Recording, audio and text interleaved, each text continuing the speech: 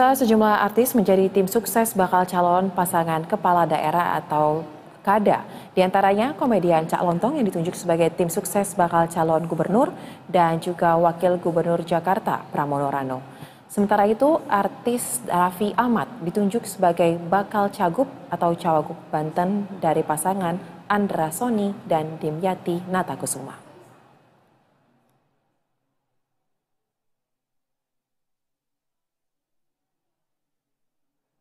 Dan untuk terkait membahas bagaimana artis atau pesohor menjadi tim ses dalam Pilkada 2024 ini, kita akan langsung membahasnya bersama dengan sejumlah narasumber.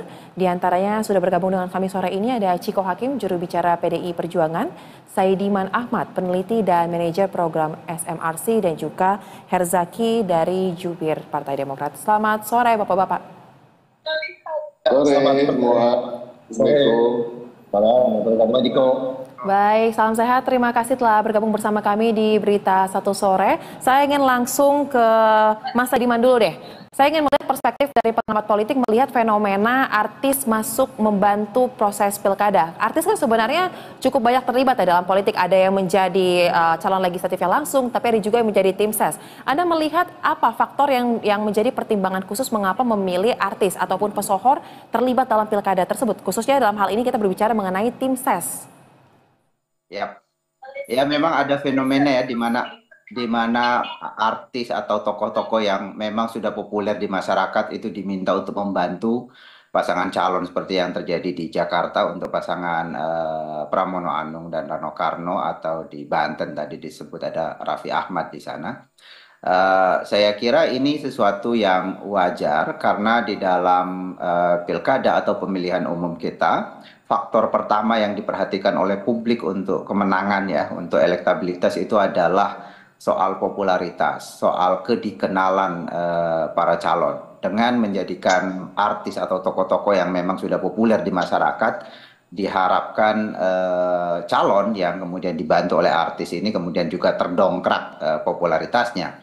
Tetapi kan kita tahu bahwa popularitas ini bukan satu-satunya faktor, ada faktor lain yaitu faktor likabilitas, kemudian faktor diferensiasi ya dari calon dengan calon yang lain. Jadi ini sebenarnya hal yang fundamental saja. Dan kalau kita lihat fenomena ini, katakanlah dua wilayah tadi yang disebut, memang ada kebutuhan untuk Pak Pramono Anung untuk kemudian dalam waktu yang sangat singkat ini menaikkan popularitas. Saya kira menunjuk tokoh yang memang selama ini dikenal oleh publik sangat populer seperti Cak Lontong itu sesuatu yang memang wajar gitu ya, karena memang Pak Pramono Anung sejauh ini itu masih punya pekerjaan rumah yang sangat fundamental, yaitu meningkatkan popularitas. Hal yang sama saya kira kalau kita lihat untuk pasangan Andra Soni Dimyati di sana juga memiliki persoalan yang sama, dan di Banten ini kan menghadapi satu calon yang sangat populer yang selama ini di dalam riset-riset yang dilakukan oleh berbagai lembaga survei menempati urutan teratas dari sisi baik popularitas, penerimaan publik maupun elektabilitas. Karena itu dibutuhkan satu langkah yang sangat serius untuk kemudian mengejar ketertinggalan itu. Dan yang paling fundamental dari semua itu adalah kedikenalan. Karena publik kan untuk memilih, pertama-tama yang harus mereka lihat apakah si calonnya ini dikenal atau tidak. Dengan menunjuk satu tokoh yang sangat populer, saya kira itu bisa meningkatkan pengetahuan publik. Dengan mungkin ketika menunjuk Cak Lontong kemudian pembicaraan tentang si calon ini menjadi meningkat dan seterusnya. Tetapi lagi-lagi itu langkah awal. Langkah selanjutnya adalah tentu saja adalah meningkatkan elektabilitas dan juga diferensiasi. Dan kalau kita lihat calon-calon yang ada sekarang, saya kira terutama di Jakarta ya, saya mengapresiasi para calon yang ada. Sejak awal ya penunjukan para calon ini, sejak diumumkan misalnya Pak Pramono Anung, itu kemudian muncul perdebatan yang cukup serius dan intens dan terus membesar tentang program kerja ya. Kita melihat Pak Ridwan Kamil dan Pak Pramono Anung juga Rano Karno itu saling melempar isu mengenai tawaran kebijakan yang akan dilakukan ke depan. Jadi saya kira ini menarik lihat ya, bahwa satu sisi untuk meningkatkan popularitas itu sudah terjadi, tapi sisi yang lain popularitasnya diisi dengan perdebatan yang saya kira menurut saya cukup berkualitas dan itu patut diapresiasi. Baik, nah langsung saja nih minta tanggapan dari Mas Herzaki sebagai bagian dari Koalisi Indonesia Maju, baik itu untuk Pilkada Jakarta atau juga di Pilkada Banten. Tapi kita akan lihat dulu satu paket berita terkait dengan persoalan yang kita bahas pada sore ini. Berikut ini.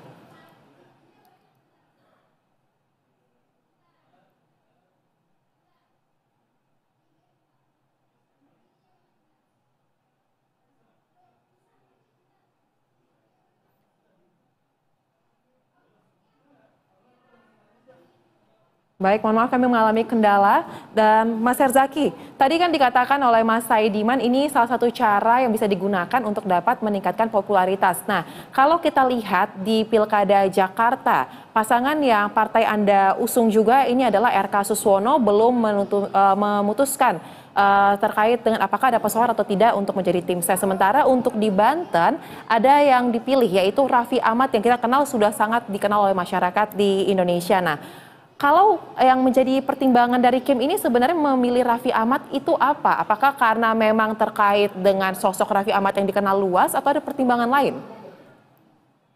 Ya, terima kasih Mbak. Karena gini, kalau kita memilih tim sukses itu kan bagaimana agar pasangan calonnya bisa terbantu.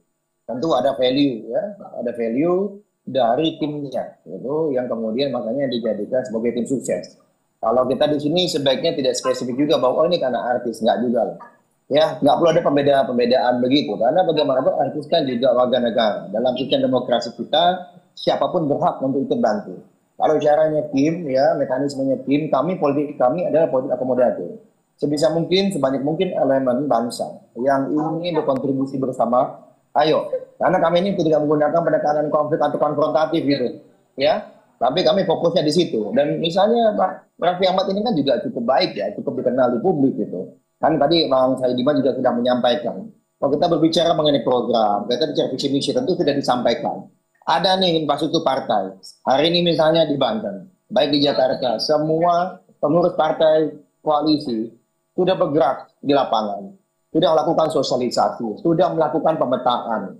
Di mana yang menjadi kekuatan kami, mana yang katakanlah perlu penebalan. Nah kemudian kan juga nih sampai pada satu kesimpulan diantaranya perlu ada dukungan-dukungan atau optimalisasi di sektor-sektor tertentu atau di segmen-segmen tertentu.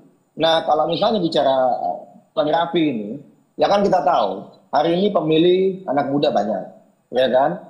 Nah kemudian yang kedua Bang Raffi ini kan juga banyak dikenal, ya. Yang ketiga beliau ini juga punya istilahnya itu ya hal yang positif gitu. Persepsi publik terhadap Raffi Ahmad ini positif. Karena dia kan bukan orang yang suka buat kasus ya, yang rame, yang ngetop di media massa karena ditangkap karena kasus narkoba misalnya. Atau apa, kan enggak nih gitu. Ya kan, tetapi karena prestasinya, bagaimana YouTube-nya luar biasa, lalu bagaimana misalnya kemurahan hatinya, lalu misalnya membuat klub bola misalnya kan, mendukung klub bola, lalu macam-macam lah gitu. Sehingga kan sebagai sosok yang kami lihat juga memiliki value yang sejalan dengan paslon kami, ya mengapa tidak gitu, kan begitu. Nah jadi terbuka, sedang bukan hanya Raffi. Jadi kok bicara, oh ini hanya mengandalkan keterkenalan, enggak juga.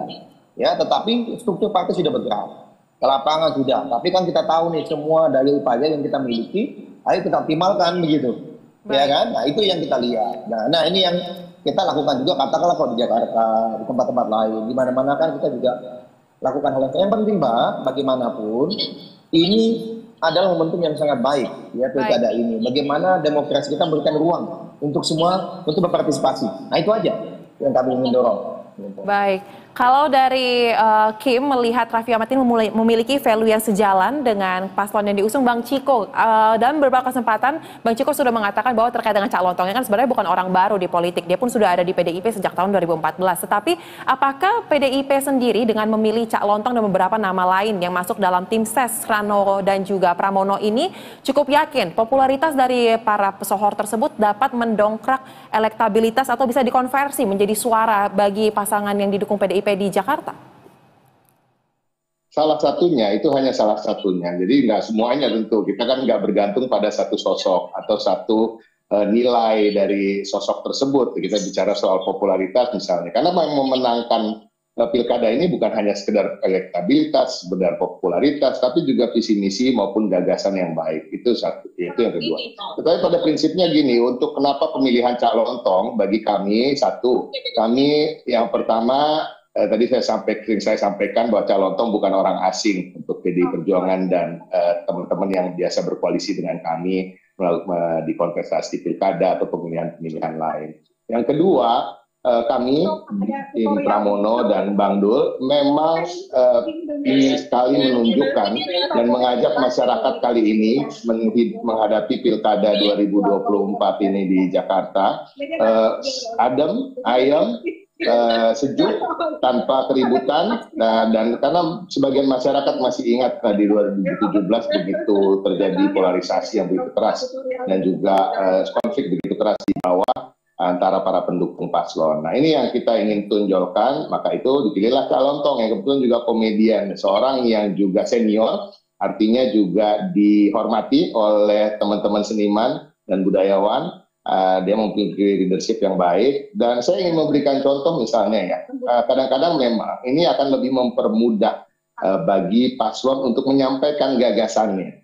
Nah, saya rasa Bung Herzaki juga sepakat gitu. Kalau kadang-kadang kan kalau orang kayak Zaki sama saya yang datang ke kampung agak susah nih diterima orang, ini siapa gitu kan.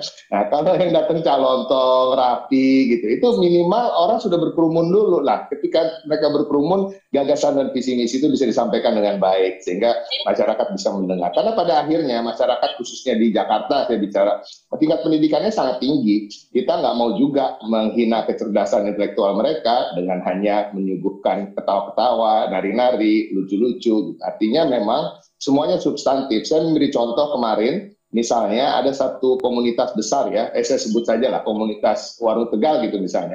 Ketika mereka meminta untuk beraudiensi dengan Rano dan Bang Dul dan Mas Pram, yang mereka minta untuk datang mewakili adalah calon tong gitu. Ya, ini kan menarik gitu ya. Jadi itu sesuatu hal yang menjadi blessing, sehingga bisa mudah untuk bisa berkomunikasi, sehingga visi misi dan gagasan dan semua pemikiran-pemikiran itu bisa sampai dan diterima dengan baik oleh masyarakat. Jadi kembali lagi, tentunya kita nggak bisa bicara soal artis saja, di dalam tim kita masing-masing dan di tim lain tentunya banyak sekali. Baik, berarti pesohor atau artis ini bisa menjadi perpanjangan mulut ya, kurang lebih seperti itu ya, untuk menyampaikan pesan-pesan yang ingin disampaikan oleh paslon yang akan maju dalam pilkada tersebut. Kita akan lanjut pembahasan, tapi kita akan simak terlebih dahulu paket berita terkait dengan artis yang menjadi tim ses dalam pilkada berikut ini.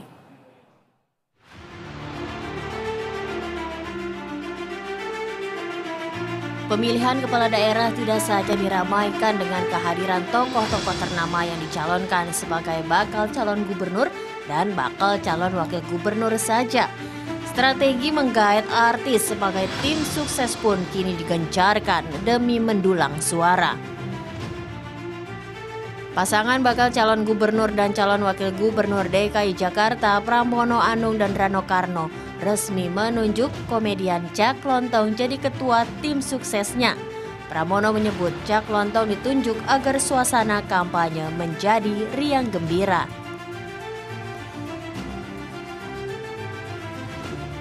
Salah satu kenapa kami memilih Cak Lontong, supaya pertarungannya itu riang gembira. Bukan lagi politik identitas, tetapi politik gagasan. Dan gagasan itulah yang kemudian diharapkan bisa sesuatu yang bermanfaat bagi warga Jakarta. Saya sudah belanja masalah di berbagai tempat, mulai dari Jakarta Utara, Jakarta Barat, Tambora, Taman Sari, dan sebagainya. Mendapatkan banyak hal. Dan mudah-mudahan itulah yang menjadi spirit kami berdua untuk menyelesaikan persoalan di lapangan. Selain calon tong, artis dan pendiri Rans Entertainment Raffi Ahmad didapuk sebagai tim sukses pasangan bakal Cagup dan Cawagup Provinsi Banten, Andra Soni dan Dimyati Natakusuma.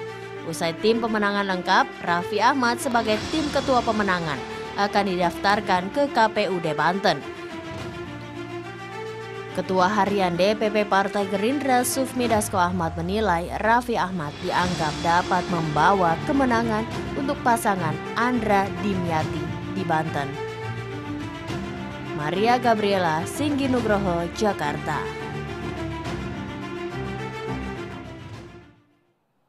Nah, saya langsung minta tanggapan dari Mas Saidiman terlebih dahulu. Tadi dalam paket pengantar, Mas Pramono mengatakan memilih Cak Lontong untuk dapat menciptakan politik riang gembira. Kemudian Mas Herzaki dari pernyataannya tadi juga mengatakan bahwa memilih Raffi Ahmad karena faktor prestasinya ataupun value yang sejalan.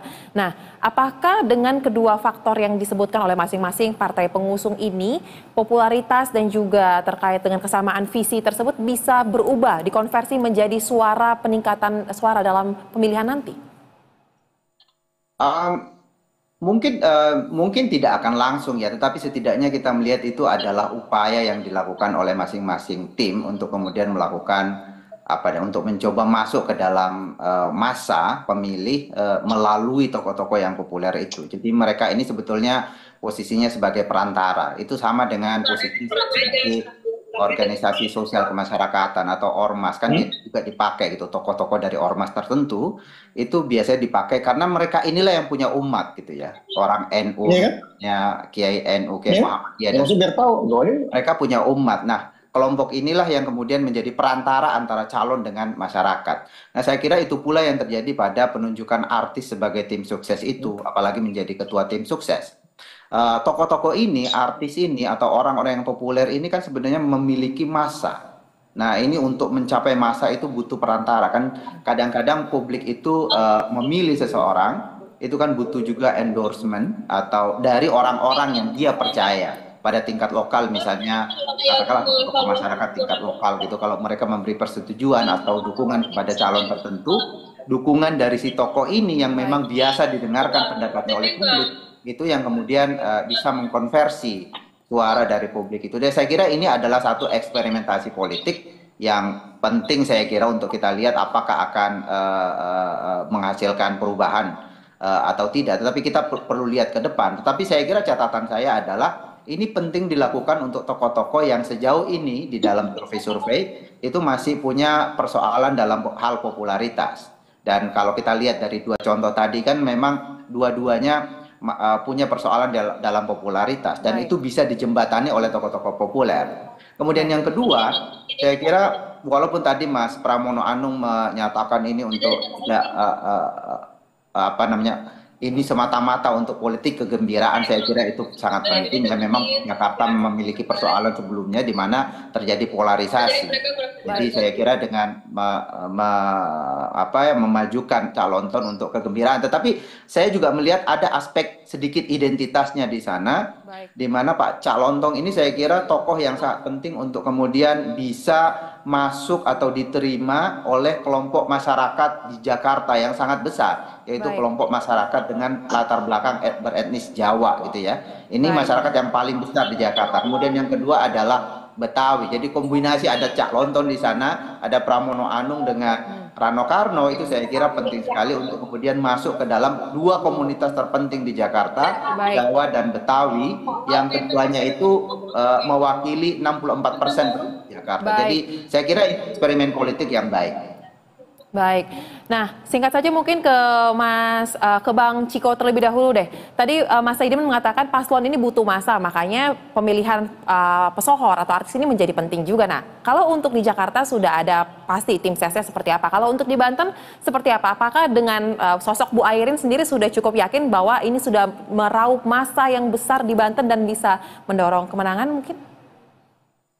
Saya rasa artis atau pesohor atau seniman tidak akan terlepas sama sekali dari kampanye politik ya. Nanti kita tunggu saja pada masa-masa kampanye, pasti-pastinya rasa-rasanya akan ada bintang-bintang, akan ada penyanyi misalnya, akan ada juga budayawan, seniman-seniman yang akan hadir untuk memeriahkan kampanye itu. Yang tentunya bagi Bu Airin dan juga Pak Ade ya yang menjadi calon wakilnya. Jadi kita tunggu saja. Dan ini terjadi di seluruh pilkada dan tidak pernah bisa dipungkiri. Tadi Tiga Zaki sudah menyampaikan, kita juga nggak bisa mendikotomikan teman-teman ini, ya kan, membeda-bedakan antara artis atau profesi-profesi yang lain. Semuanya adalah profesi-profesi yang ketika dalam tataran keterkenalan tertentu, ini untuk mencapai itu ada jerih payah yang telah dilalui, Ada juga disiplin yang telah mereka lakukan sehingga bisa mencapai stardom atau mencapai tingkat keterkenalan dan bisa disukai oleh masyarakat. Dan saya rasa ini suatu hal yang positif saja karena tidak selalu politik harus tidak bertarung terkait dengan visi misi dan gagasan, walaupun itu yang utama. Kadang-kadang juga akan harus ada jeda-jeda interval di tengahnya di mana kita juga harus bersukaria dan juga menikmati pesta demokrasi sebenar-benarnya. Nah, ini yang kita harus upayakan bersama di 545 pilkada seluruh Indonesia, karena kita baru saja melalui pertarungan pileg dan pilpres yang begitu sengit. Baik, Bang Herzaki, terakhir nih, kalau untuk di Banten sudah fix ya ada Raffi Ahmad. Kalau di Jakarta sendiri kan namanya diisukan akal Riza Patria ya. Tetapi apakah sampai dengan sini sudah ada susunan yang fix? Kemudian apakah sudah cukup yakin dengan sosok popularitasnya Kang Emil sendiri akan meraih banyak elektabilitas juga nantinya? Ya, terima kasih. Ya. Pertama tentu paslon itu cagup, cawagup, calon bupati, wakil bupati, ya, wali kota. Itu tentu kita usung karena kita punya confidence level yang tinggi kepada mereka, punya keyakinan akan bisa menang. Tapi lagi-lagi Mbak, ini pertarungan dimanapun kontestasi dalam konteks demokrasi hari ini, setiap kekuatan itu sangat penting gitu lah ya. Keunggulan itu bisa jadi ditentukan oleh satu suara. Jadi setiap elemen, setiap unsur masyarakat yang ingin membantu, mendukung, ingin berkontribusi dalam perjuangan kami, ya tentu kami berupaya rangkul gitu ya.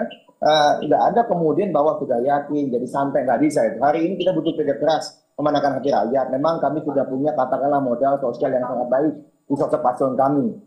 Kalau lu modal elektabilitas misalnya dan juga modal mesin partai yang menjadi anggota dewan yang terpilih, yang jelas nih kantong suaranya. Tetapi tentu banyak elemen masyarakat lainnya yang juga ingin berpartisipasi, termasuk tadi teman-teman artis, seniman ya. Ini bagi kami semua elemen yang mendukung, tentu kita akan upayakan, kita padukan nih semua kekuatan ini, karena lagi-lagi pertarungan, apalagi jago-jagonya Bang Ciko ini kan luar biasa semua juga nih. Nggak boleh lengah ini kami gitu ya. Nanti salah-salah dikit kantong suara kami direbut sama paslonnya Bang Ciko kan begitu. Jadi kita jaga betul mana yang sudah tebal kantong kami, istilahnya suaranya udah bagus, dan misalnya yang masih perlu penebalan kita akan optimalkan. Nah itu Mbak, kunci kemenangan adalah kerja keras turun ke lapangan. Itu aja. Gitu. Kerja keras turun ke lapangan ya. Baik, terima kasih kepada Mas Herzaki, Bang Ciko Hakim dan juga Mas Saidiman telah berbagi pandangannya di